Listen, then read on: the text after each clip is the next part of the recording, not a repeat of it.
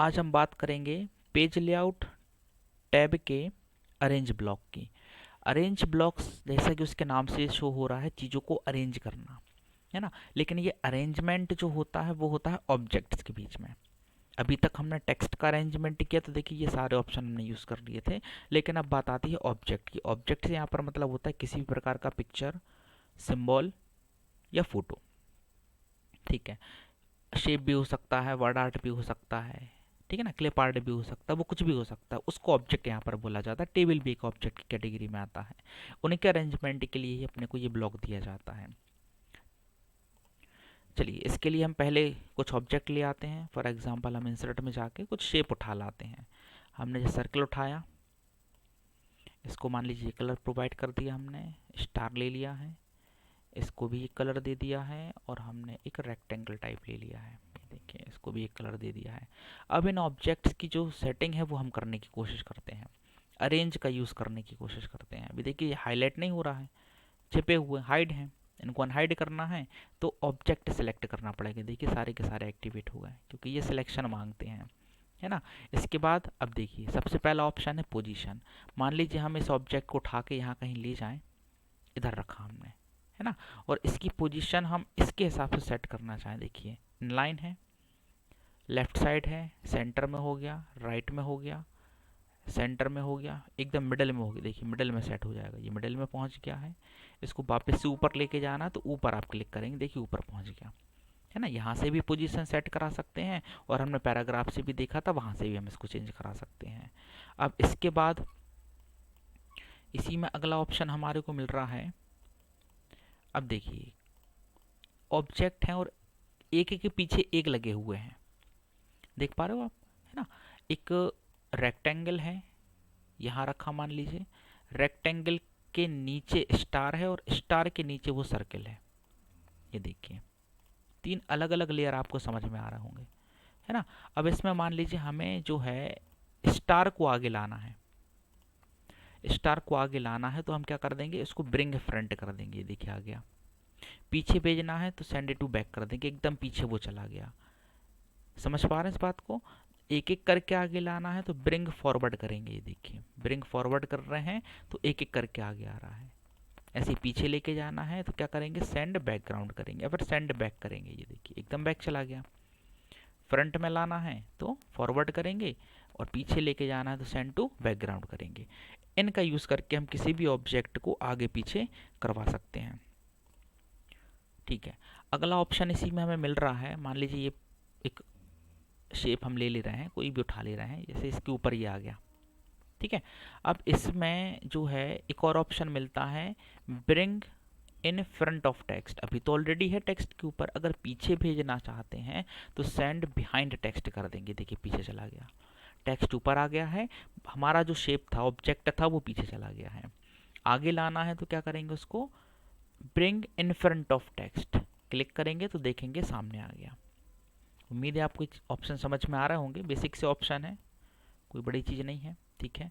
अगला ऑप्शन मिलता है टेक्स्ट रैपिंग का। ये देखिए टेक्स्ट रैपिंग आप इतने तरीके से कर सकते हो। टेक्स्ट रैपिंग से यहाँ पर मतलब होता है ऑब्जेक्ट को टेक्स्ट के साथ कंबाइन कर देना। जैसा किताबों में आपने देखा होगा एक प्रॉपर वे में फोटोज़ वगैरह दिखाए जाते हैं, उल्टे सीधे नहीं रखे होते हैं, तो वो टेक्स्ट रैपिंग के द्वारा होते हैं। यहाँ का आप कॉन्सेप्ट समझिएगा। बीच में कि ये आपको ऑब्जेक्ट दिख रहा है, बिल्ली टाइप बना हुआ है, और आजू बाजू लाइन खींचे हुए हैं। तो जैसा यहाँ इस बिल्ली का बिहेवियर है वो फोटो है, और जो लाइंस हैं वो आपके टेक्स्ट कहलाता है। तो टेक्स्ट और वो ऑब्जेक्ट है, इन दोनों के बीच में कॉम्बिनेशन इन ऑप्शंस के द्वारा बनता है। देखिए मान लेते हैं इन लाइन विथ टेक्स्ट है, तो ऑब्जेक्ट बीच में है और चारों तरफ लाइन है, मतलब ऊपर नीचे लाइन है। ये देखिए ये इन लाइन फॉर्मेट कहलाता है। इसको बाहर कर देते थोड़ी देर के लिए। ये इन लाइन फॉर्मेट है, मतलब ये अपनी जगह लेके चल रहा है, एक लाइन लेके चल रहा है, ये जगह नहीं छोड़ने वाला है।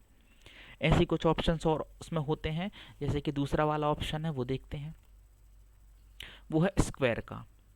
स्क्वायर करेंगे इस तरह से तो वो अपनी जगह प्रॉपर लेता है।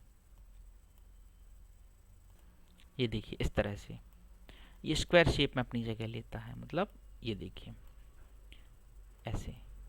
ये आपका सेकंड नंबर का ऑप्शन है जो है स्क्वायर। ये देखिए क्लिक है। अगला होता है टाइट। टाइट मतलब टेक्स्ट एकदम पास पास आ जाता है, बिल्कुल पास पास आ जाता है। खैर इसमें ये समझ में नहीं आ रहा है, आप इसको उठा लाइए सर्किल को। ये देखिए अभी किस मोड में है, स्क्वायर मोड में है। ये देखिए इसको टाइट करेंगे तो ये देखिए इसके एकदम पास पास आ गया। जैसे भी सेट करना चाहें फिर हम इसको सेट कर सकते हैं अपनी ज़रूरत के हिसाब से। तीसरा बिहाइंड टेक्स्ट, फिर से वही है, टेक्स्ट के पीछे भेजने के लिए है, टेक्स्ट के आगे लाने के लिए इन फ्रंट ऑफ टेक्स्ट आपका ऑप्शन होता है। समझ रहे बात को। फिर होता है टॉप एंड बॉटम, मतलब ये इनलाइन के जैसा ही होता है, लाइंस को ऊपर नीचे कर देता है, इनलाइन फॉर्मेट में अपनी जगह लेके चलता है। थ्रू, टेक्स्ट को उसके अंदर से गुजार देना। गुजार देने से मतलब है, मान लीजिए एक ऑब्जेक्ट और है हमारे पास और इसको हम लेके गए और इसको हमने थ्रू फॉर्म में डाला। ये देखिए तो जहाँ तक पॉसिबल होगा उसके पास तक, उसके अंदर तक चला जाएगा। ये देखिए क्या है ना, एक प्रकार से टाइट टाइप का फॉर्मेट है। ये देखिए ठीक है। उसके बाद है एडिट रैप पॉइंट। एडिट रैप पॉइंट जो होता है वो होता है जगह छुड़वाने के लिए। जगह से मतलब क्या है, मान लीजिए ये आपका सेट है और आप इसको टाइट मोड में डाले हुए हैं, ये देखिए, लेकिन आप यहाँ से जगह छुड़वाना चाहते हैं। जगह छुड़वाने से मतलब है शेप अपनी खुद की जगह भी लेके चलेगा, तो एडिट रैप पॉइंट हम यूज़ कर सकते हैं। मान लीजिए यहाँ तक तो ठीक है, यहाँ नहीं दिखाना टेक्स्ट, आपको दूर कर देना। ये देखिए आप दूर कर सकते हो। ये देखिए ये हम अपने हिसाब से कर सकते हैं। अगर हम इस तरह से टेक्स्ट को दिखाना चाहें तो हम दिखा सकते हैं अपनी ज़रूरत के हिसाब से। है आपका क्या स्टार, लेकिन इसको सर्कल फॉर्म में भी यूज़ कर सकते हैं। किस ऑप्शन का यूज़ करके, इस ऑप्शन का यूज़ करके। समझ पा रहे हैं। अगला ऑप्शन इसी में दिया जाता है मोर लेआउट ऑप्शन।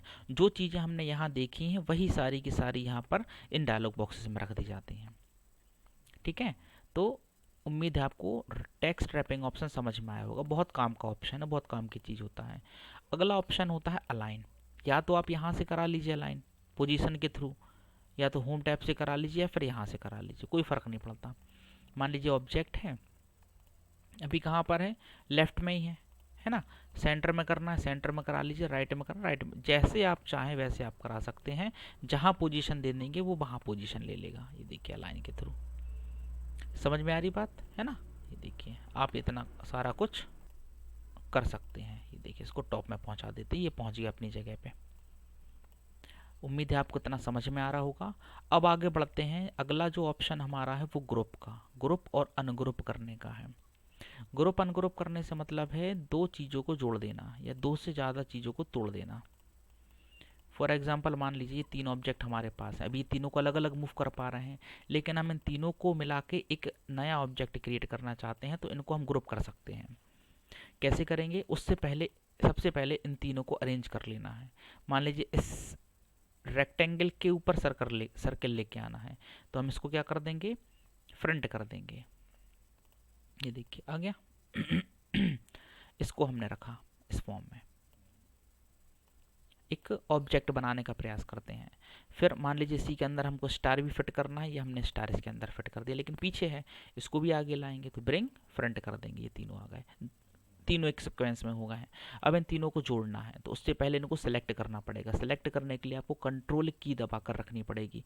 कंट्रोल की दबाएंगे तो देखेंगे आपका कर्सर जो है, देखिए प्लस के साइन के साथ चेंज हो रहा है। देखिए हो रहा है, ये देखिए जैसे ये प्लस का साइन आएगा इसको दबा कर रखेंगे तो आप फिर सिलेक्शन शुरू करिएगा तीनों का। और हमें छोटे से बड़े की तरफ जाना है, ध्यान रखिएगा, तो सिलेक्शन ठीक तरीके से होता है।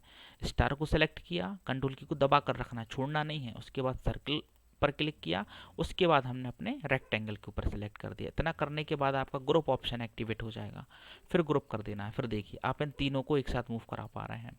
एक साथ इनको छोटा बड़ा कर सकते हैं बाउंडिंग बॉक्सेस के थ्रू। ये बाउंडिंग बॉक्स कहलाते हैं, जिससे पकड़ के फोटो को हम छोटा बड़ा करते हैं। ये देखिए, ये देखिए, समझ पा रहे हैं बात को। ऐसे हम कर सकते हैं। वापस से तोड़ना है तो सिलेक्ट करेंगे और यहीं जाके अनग्रुप कर देंगे। अब आप इन तीनों को अलग अलग निकाल सकते हो जैसा कि पहले थे। उम्मीद है आपको ये समझ में आया होगा। अगला ऑप्शन इसी में मिलता है रोटेट। रोटेट तो खैर हम इसको कर ही सकते हैं।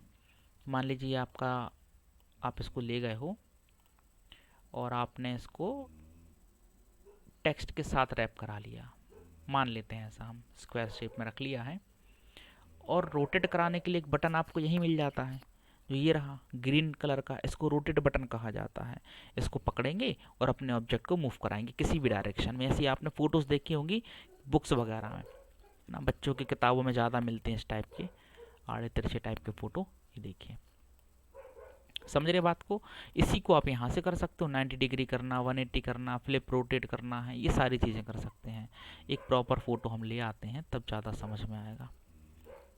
चलिए एक फ़ोटो हम उठा लेते हैं यहाँ से, मान लीजिए इनका फ़ोटो हम ले लिए हैं और इसके साथ हम ये सारे ऑपरेशन करने का प्रयास करते हैं। इसको रैप करा लेते हैं स्क्वायर में। ये देखिए ये हो रहा है, आ रही बात समझ में। यही सारे काम हम इधर से कर सकते हैं। 90 डिग्री, ये देखिए वर्टिकल हॉरिजॉन्टल, जैसे करना चाहें वैसे कर सकते हैं। यहाँ से मोर रोटेशन ऑप्शन में जाएंगे तो यहाँ से भी हम इसकी हाइट मैनेज कर सकते हैं, हाइट को बढ़ा सकते हैं। ये देखिए रोटेशन बढ़ा सकते हैं, कम कर सकते हैं, विड्थ को चेंज करा सकते हैं। ये देखिए यहीं से हो सकता है। स्केलिंग कम ज़्यादा कर सकते हैं। ये देखिए अगर फोटो को क्रॉप करना है, छोटा करना है, बड़ा करना है, ये देखिए यहाँ से कर सकते हो। अब छोटा हो रहा है फोटो, एक्चुअली में छोटा नहीं हो रहा है, फोटो कट रहा है। लेफ्ट से, राइट से, टॉप से, बॉटम से, जैसे करना चाहें वैसे कर सकते हैं। देखिए है ना। और यहाँ पर आपका ओरिजिनल साइज दिखेगा, इसको रीसेट करेंगे तो पहले जैसा हो जाएगा। काफ़ी बड़ा पिक्चर था। उम्मीद है आपको इतना कुछ समझ में आया होगा। ये था हमारा अरेंज ब्लॉक, जो कि किसका हिस्सा है, पेज लेआउट का हिस्सा है ना। तो इसमें हमने सारे ऑप्शन समझ लिए हैं। अब आप इनका प्रैक्टिस कीजिएगा। इसमें इतना ही होता है और ये बहुत इंपॉर्टेंट है किसी भी ऑब्जेक्ट को सेट करने के लिए हमारे डॉक्यूमेंट में, जो ज़रूरी होता है, क्योंकि यहीं से हमारा जो डॉक्यूमेंट है अट्रैक्टिव बनता है, काफ़ी इफेक्टिव बनता है। तो इनका यूज़ आप करके देखिएगा, प्रैक्टिस कीजिएगा। कोई डाउट है तो पूछिएगा। अगर वीडियो पसंद आया हो तो इसको लाइक करें, चैनल को सब्सक्राइब करें, वीडियो को शेयर करें। धन्यवाद।